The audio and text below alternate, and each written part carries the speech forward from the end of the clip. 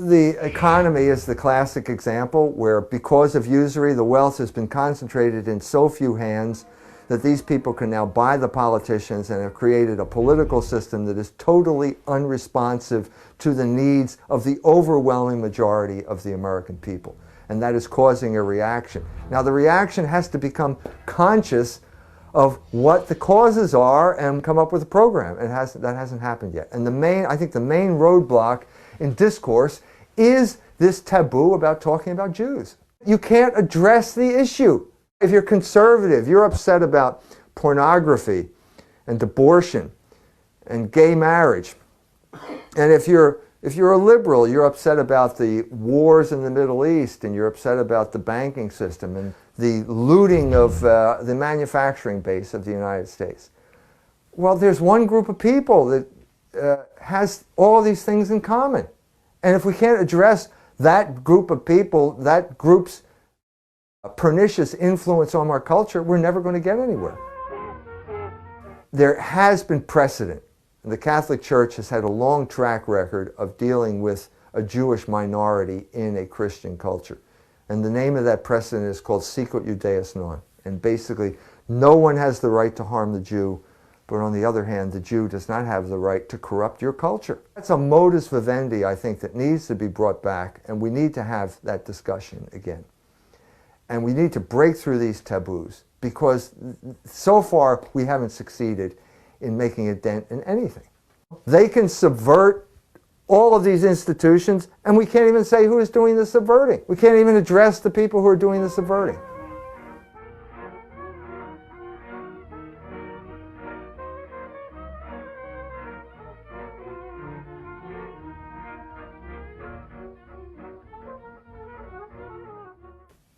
It's got to change. You cannot understand history, the history of the West, beginning with the time of Christ to the present day, unless you understand the role of the Jew as the protagonist of anti-logos. When St. John wrote the Gospel in Greek, he had to incorporate Greek philosophy. Greek philosophy became part of the Christian patrimony by the very fact that he wrote in Greek. And so when you say, the first sentence of the St. John's Gospel is, Ein arche, ein ha logos. In the beginning, there was logos. In a sense, that's the great metaphysical statement that we have to understand here. We are all creatures of logos. In a sense, logos created us. And it's up to us to find out our situation with vis-a-vis logos. Greek philosophy was integrated into Christianity by the writing of St. John's Gospel. And the word then, in the bigger picture, is reason. Logos is eternal. There's no logos pre-Christ or post-Christ. It's the same logos. It is eternal. And it takes energy to reject logos. And I'm saying that's the job of Jewish leaders, is to keep these people all together rejecting logos. A contemporary example of this, the Coen brothers film A Serious Man, is a good example about the tyranny of the rabbi over the Jewish people. They understand it intuitively, that the rabbi is the enemy of the Jewish people, because the rabbi is the roadblock between the Jewish mind and logos. The rabbi is the representative of Talmud, which is the hate speech that keeps Jews separated from logos. In any human context, the people are going to respond to the truth, to reality, and that is logos. The Jew is in a special circumstance. Every Jew has to face this in one way or another. You have to face the fact of, who am I? Do I fit in with the group that they say I belong to? And a lot of people say no. Israel Shamir is one of them. He was in an artillery fight. He was serving in the Israeli army. He thought, wait a minute, who am I working for here? Gilad Atzmon. I could go down the line, all the way back through history. Jews wake up to logos. And either they follow logos to the extent that it is possible. And I'm saying, as a Christian, the fullest extent possible would become to accept baptism and accept Jesus Christ as the logos incarnate. It's the full, but there are all sorts of intermediary stages. And the crucial thing is, am I going to accept logos and follow it wherever it goes, the truth, or am I going to become part of this operation because of the material benefits that accrue from being part of this operation? That's the fundamental question, I think.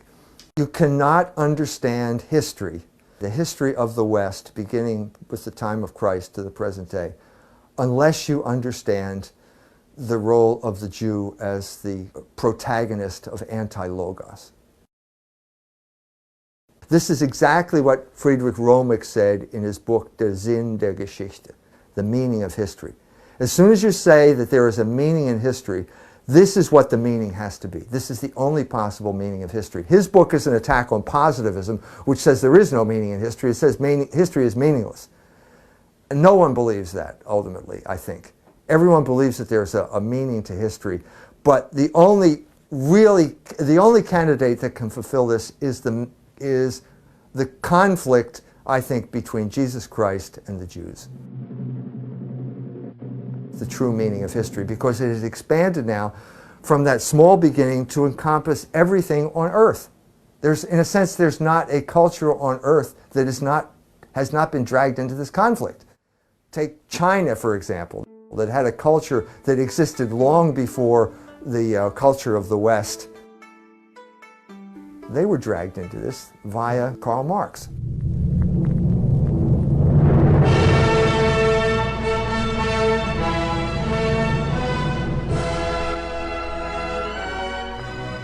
And now via Milton Friedman, who is the successor, the new architect of the economic system in China.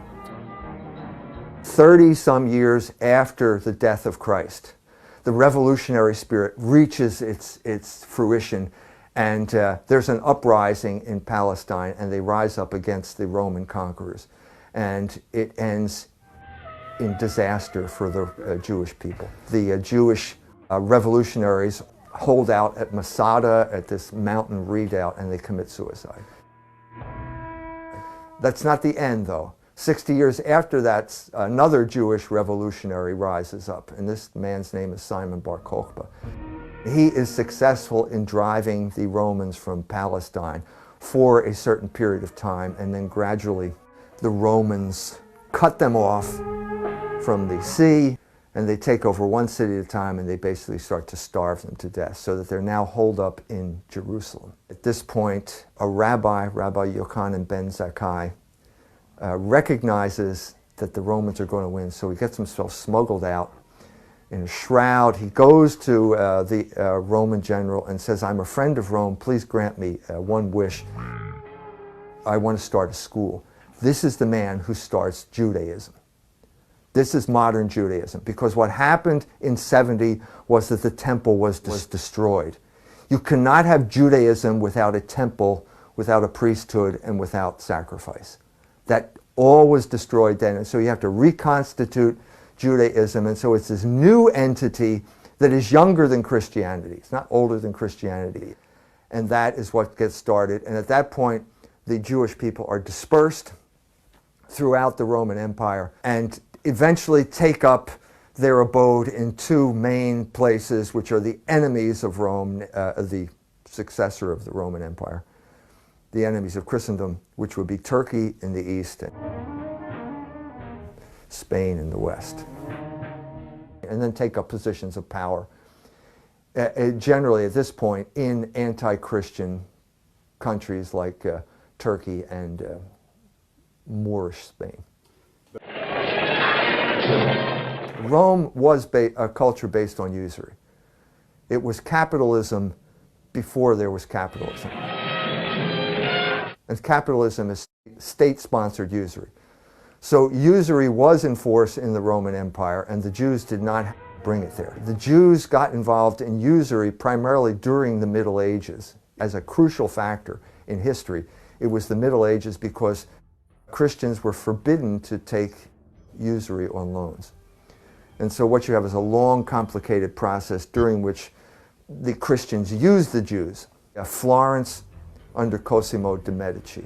Florence was a proto-capitalist culture where the oligarchs appropriated surplus labor, surplus value from the laborers, which meant that the laborers were not getting paid a decent wage. So what did Cosimo do? He brought the Jews into Florence to lend the worker the money that their employers were not paying them. Something similar to what happened in the United States in the 1970s, when the wages started to go down, the credit card appeared, to give the worker the illusion that he had money which he did not have. So it was that kind of bondage. And the Jew, at this point, learned predatory Jewish financial behavior, which is usury. With Uzura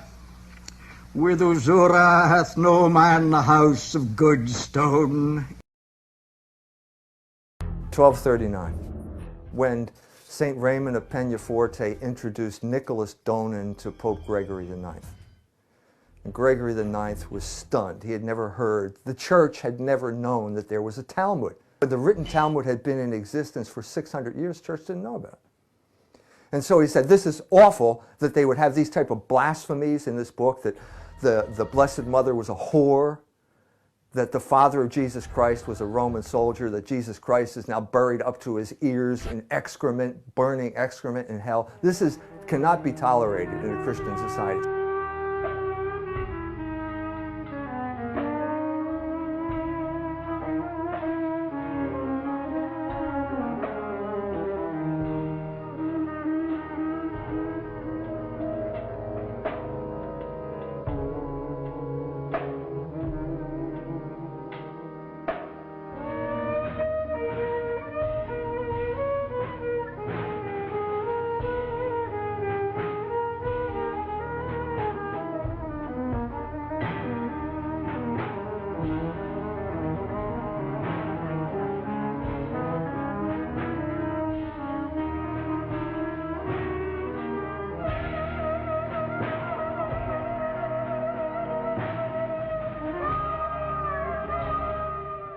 The written Talmud had been in existence for 600 years, the church didn't know about it.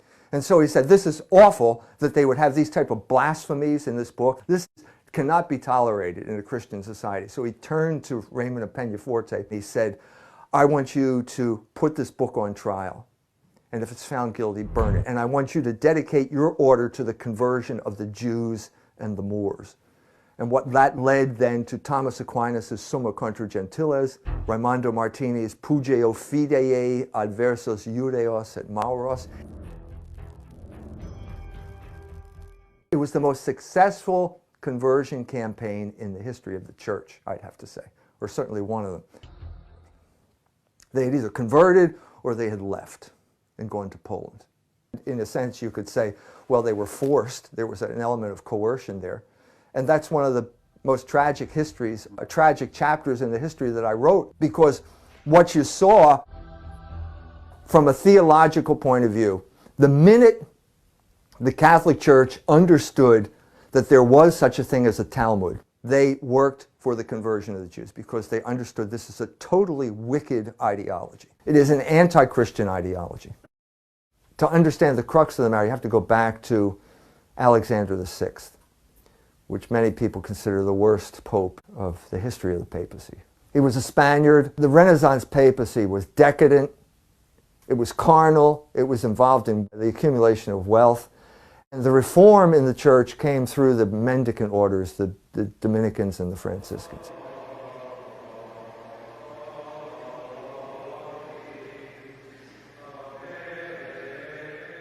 And the great Dominican preacher at this time was Savonarola, who showed up in Florence and denounced sodomy and usury, just as Dante had denounced sodomy and usury in Florence 200 years before that.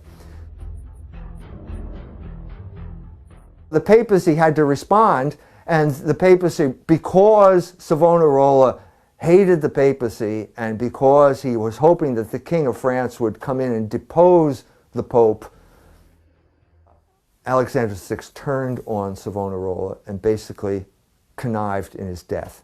He was murdered by the citizens of Florence. I think that was the crucial turning point. The church, the papacy, should have joined in with this reform. They should have stopped usury dead in its tracks at this point.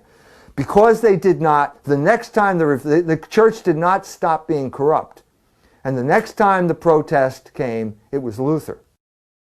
And this time, it was not going to be an intra-juris battle.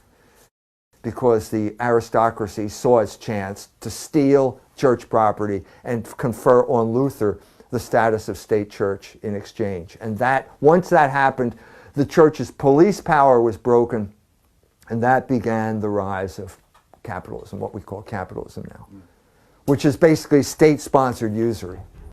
With usura sin against nature is thy bread evermore of stale rags. There was still this corruption in the papacy. There's no question about it. You also had the rise of German nationalism at this time. There were people who felt that gold, remember, gold is money. That's the only source of wealth. Gold is pouring out of Germany into Rome, and they're depleting. You also had a group of people, the minor aristocracy. Ulrich von Hutten was one of the leaders of the Reformation. It's the minor aristocracy that's being frozen out of the picture by people like the Fugger family, the bankers.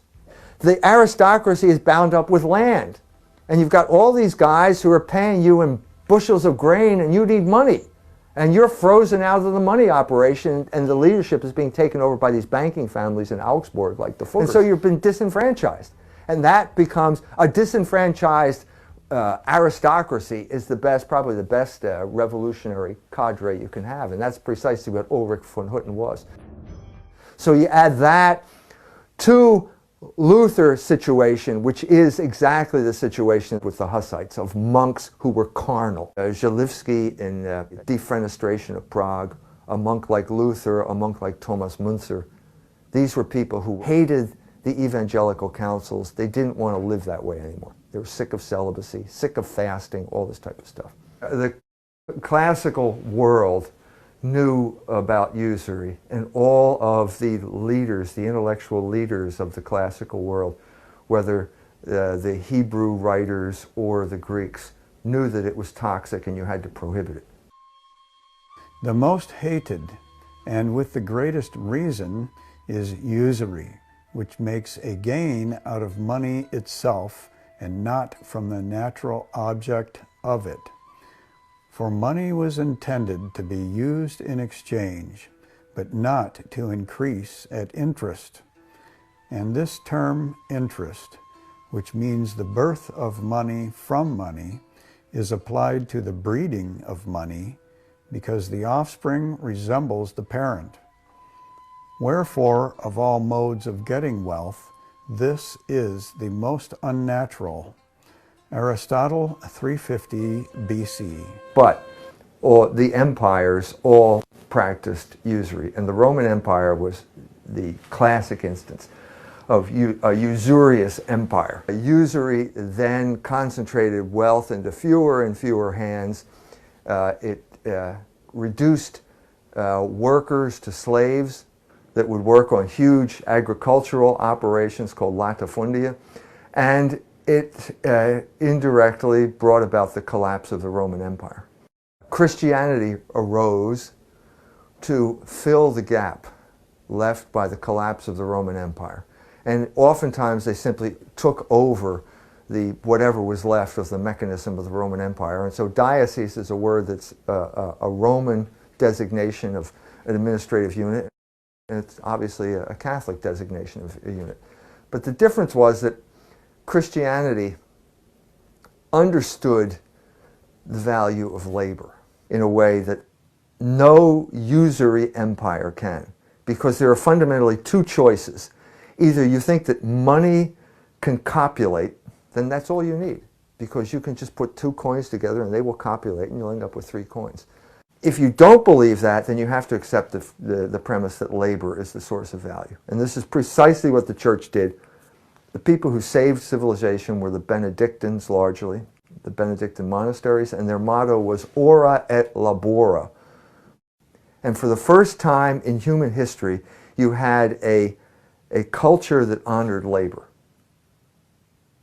And so for 1,000 years, you had a labor-based economy where the monastery would store up the values that were required by labor and concentrate them and put them to social use.